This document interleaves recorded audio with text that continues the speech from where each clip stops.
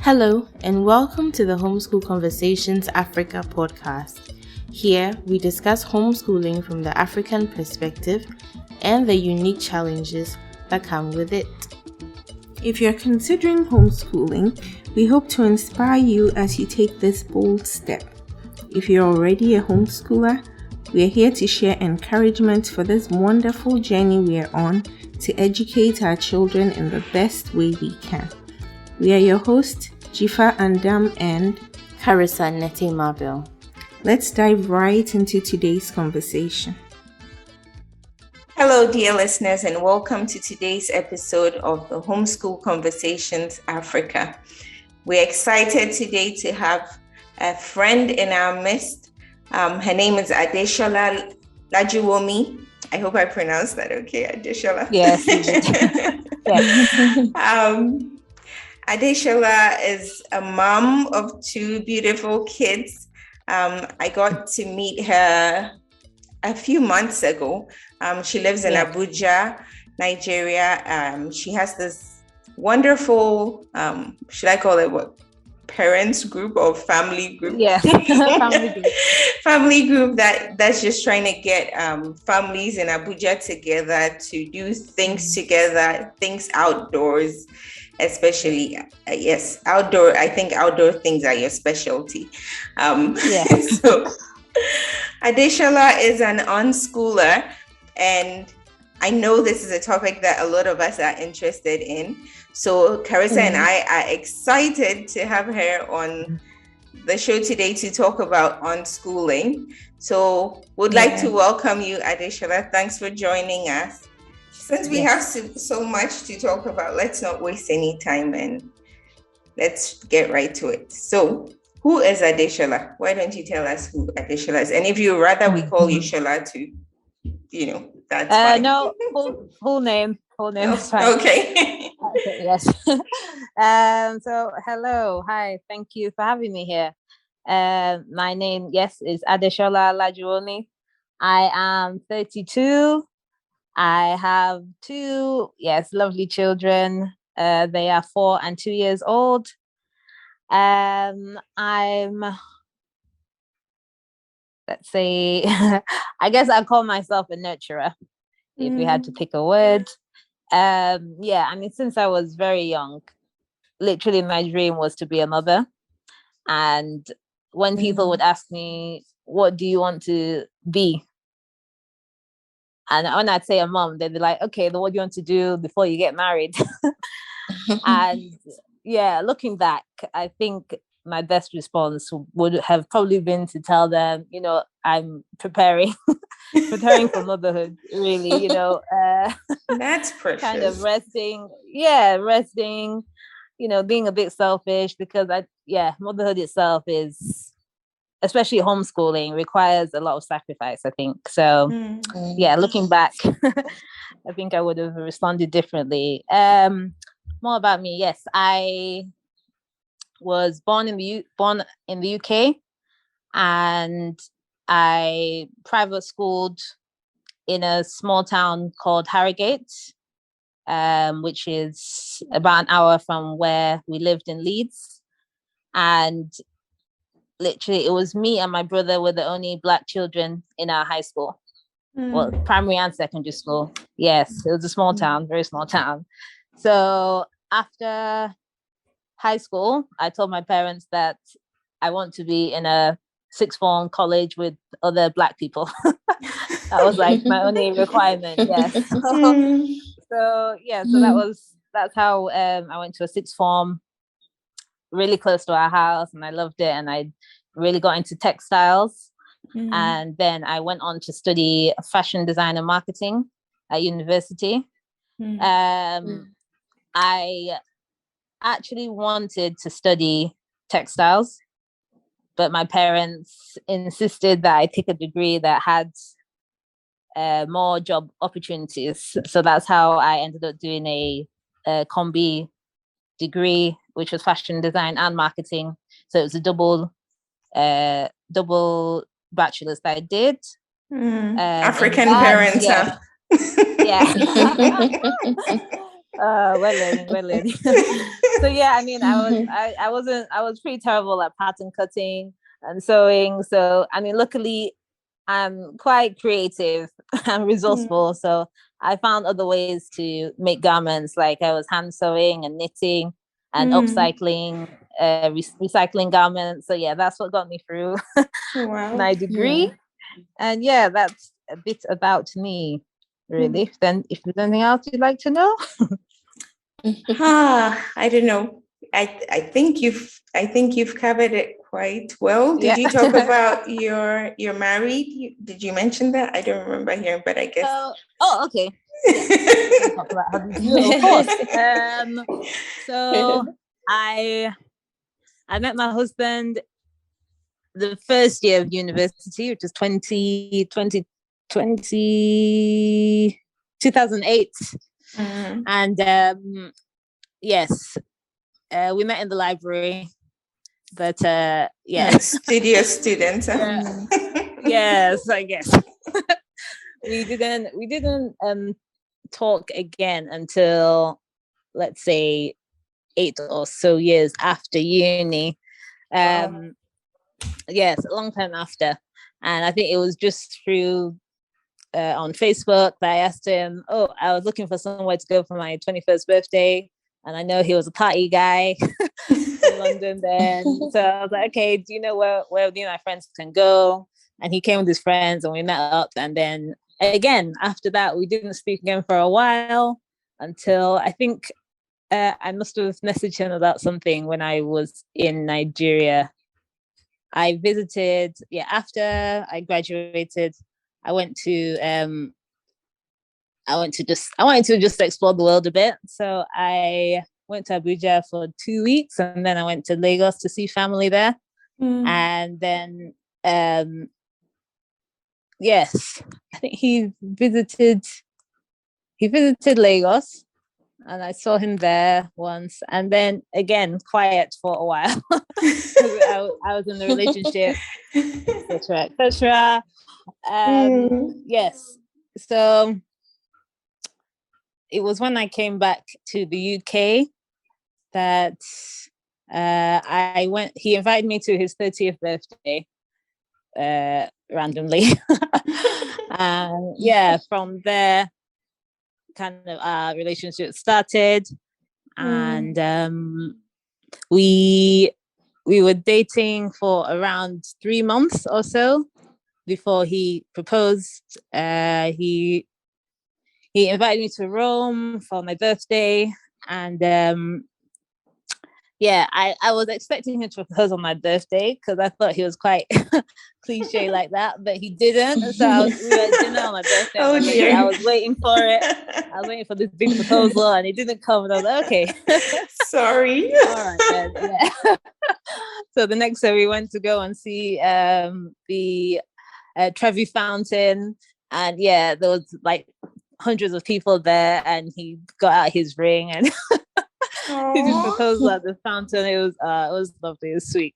So that was 2016, and we got married in 2017, and we had Ifedayo in 2018, and yes, the rest is history. Yeah. Yes, history. Wow, that's a Could you talk lovely more story about your move?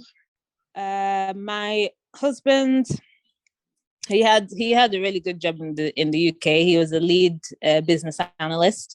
He was on around like £500 a day, and we were really comfortable. And and me and Ifeda used to go to a lot of activities, children's centers, and we did all our exploring. And everything was it was okay. It was good. But he didn't feel, after maybe like a year or so, he didn't feel fulfilled in these contract kind of jobs. And so he started Winnock Solar from the UK. And he started it with a few people that he'd got in contact with that were in Abuja then. So this was basically a business where they helped small businesses, like in markets and things. They'd give them solar systems, so that they could power their shops. So they'd buy them, and then the customers would pay weekly to own the systems. They'd rent them. And so, yeah, they paid until they owned their systems. And that's how it started, really. And he got an investment from one of his girlfriends in the UK then. And he's been our... he was the reason why we packed our bags, really. He was, one investor in the UK then.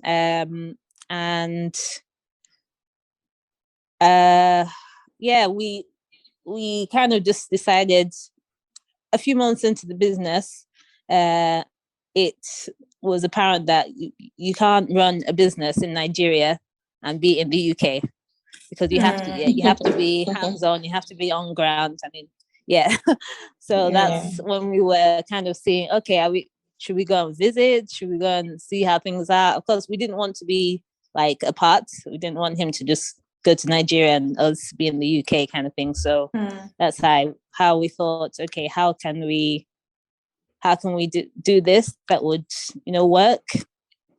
And then after we kind of analyzed everything, we were kind of like, okay, there isn't really anything keeping us here in the UK. So that's how, with the investment, we basically sold everything we had in the house. We told our parents last minute, because we knew they wouldn't be on board us going to Abuja where nobody was. There's no, we didn't have anyone there. So we told them last minute that, okay, guys, we're packing up our bags. Wow. We didn't.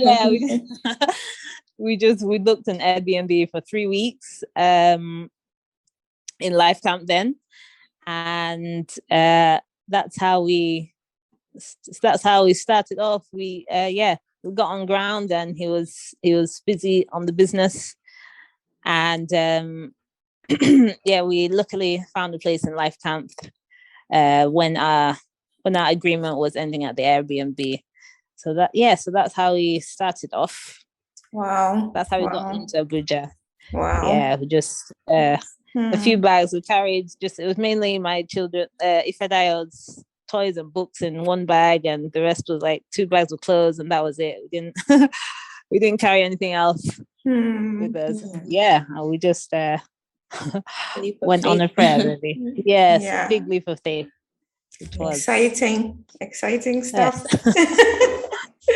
Yes. So, well, thanks for that history. So I think now we all know, we can all feel like we know Adesola a bit. Okay. Yeah. And it's important that we talked about your hobby, because we're going to talk about unschooling today.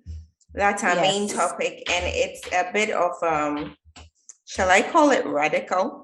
Maybe I don't think it's as radical as others may, but I'm just calling it that because a lot of people are like, what's that? Even in homeschooling circles, it's like, what's that? So, and if you're doing something like that, you're going to need your partner to be on board with you, Definitely. So, yes. So let's get right to this business of unschooling. I've tried to look up definitions. I've been interested in it because since when I began homeschooling, one of the ladies, one of my friends, was an unschooler. And I was like, what's this thing, So I've been trying to understand it. I remember she gave a DVD that we could watch, that we watched about it, and it was different families, and it seems like it's defined a bit differently by different people. So I want to know what your definition of unschooling is. What is unschooling to you? So I think, firstly, the term unschooling already kind of gives the energy that we're anti-school. I think it I feel like it has a negative connotation with it, by the word unschooling in itself. When in fact, I see it as a pro-choice rather than anti anything. Unschooling, I think it has so many layers, really. It's about much more than education. It's about slowing down in this very busy world of ours. I think it's about respecting young people as we would any adult. And I think it's about like living, like really living, being present in all the moments, big or small. Kind of being conscious and intentional about what, who, and where we expose our children to. I think if I could describe our path in one word, I think it would be freedom for me. This journey of ours, yeah. Okay. That's my own little definition in a sense.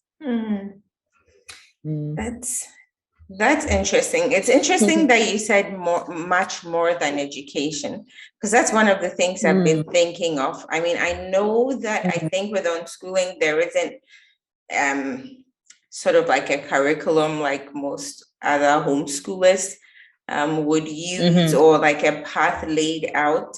So, yes. But then I've thought to myself, well, what if, I mean, you're homeschooling, and for us, we believe, like for people like me, we think that we're educating kids all day long. It's not necessarily restricted to the curriculum. Yes. So with your definition, I can definitely see a bit of a difference there. I'm beginning to understand when you said much more than education, it's about slowing down. So it's like a different way of life, right? Yes. Exactly. Yes. And I definitely picture like life on a farm, waking up, that kind of thing. That's what I think of when I think of unschooling. I think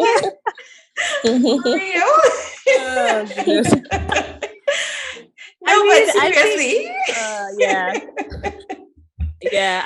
I think that's the vision most people have, but it's tricky because if that's how it's seen, then you have the issue of people thinking that it's only for the privileged that can have their 50 acres of land and slow down, and they don't have any problems in the world. They don't have to worry about money or anything. So I don't think it's restricted to a certain demographic or people, really. I don't think so. I think if you, I think it's about choice, really, because for us to be able to live this life, we've had to make a whole load of sacrifices. We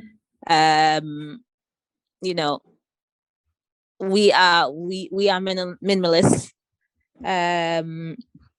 and if it's that we have to say no to family or friends on certain things, like there's a lot of, let's say, behind the scenes that that goes into choosing this path, this type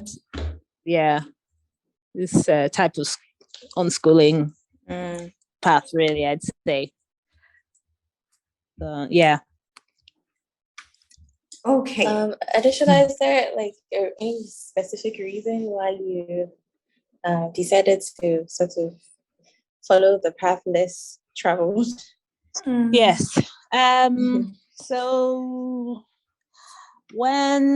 before I had my son, I was looking into Montessori, and until he was around 18 months to 2 years, that's what I followed heavily.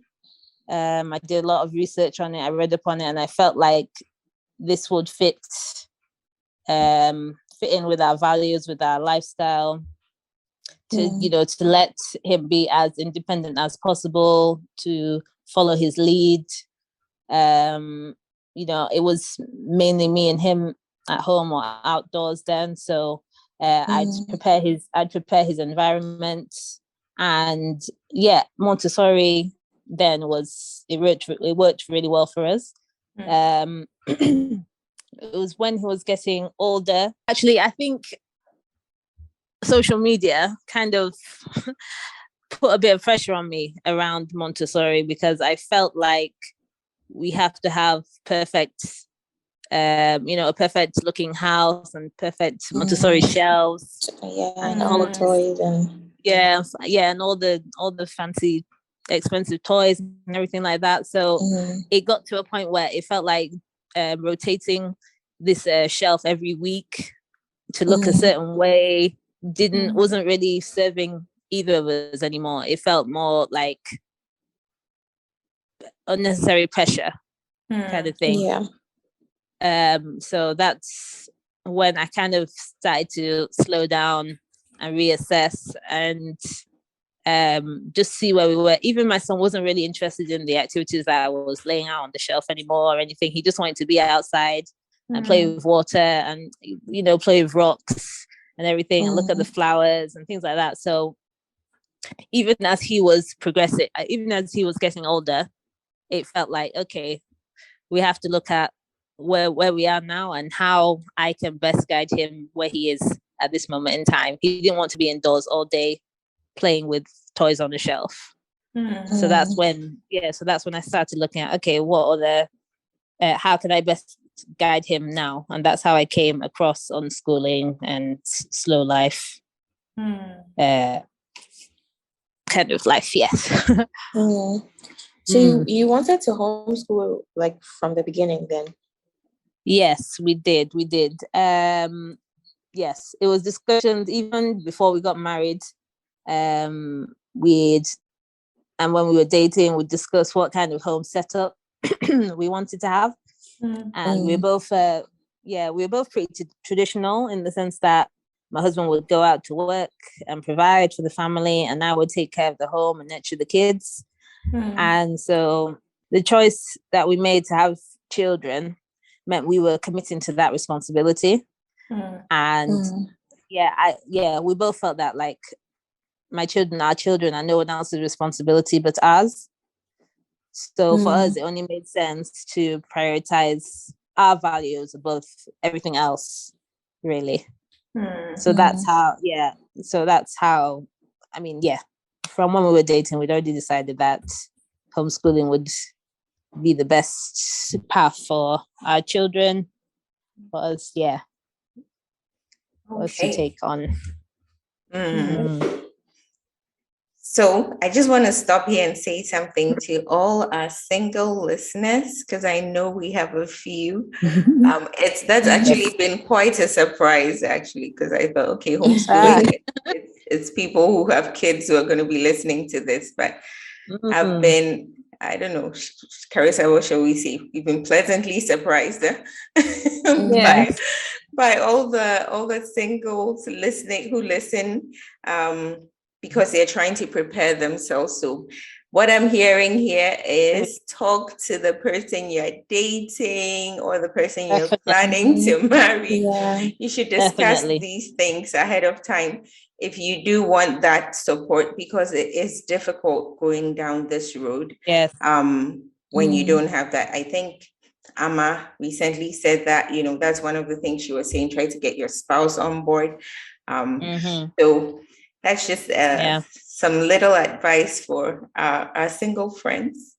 I mean, even my husband, initially he only knew of traditional homeschooling as well. So even he, the concept of unschooling is still, I mean, even for me, the concept is still pretty new. We are, we're learning every day. Where I'm reading a lot, researching a lot, listening to people that have been on the path before, that have teenagers, that have unschooled teenagers. So it's all still pretty new. And he didn't really get it either initially. He was expecting by now that we'd be pretty deep in the paperwork. And that he could physically see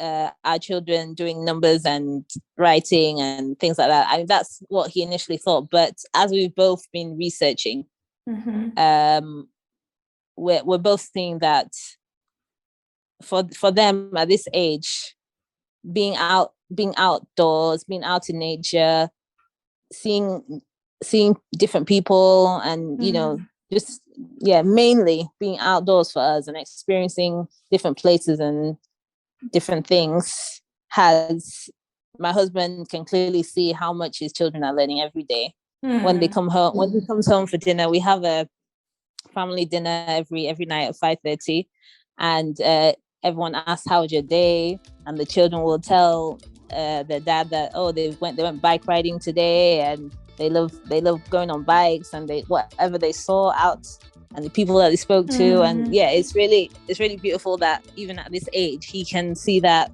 okay, this is what my children are doing every day. How much they're learning, and they're having a conversation around it, and it's a journey. But it's beautiful to watch. I think it's awesome. Yeah. We'll have to wrap up here, but we will continue this conversation in our next episode, so do join us then. Thank you for listening to the Homeschool Conversations Africa